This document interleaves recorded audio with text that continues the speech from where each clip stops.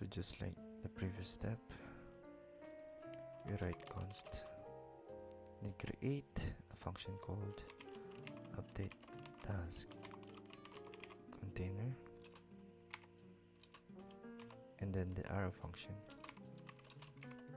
semicolon, yes, and within this function we move this and its content. So we first have to identify task data that for each.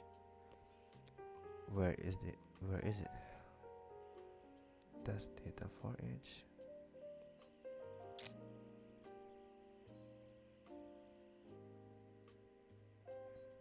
Oh, there it is.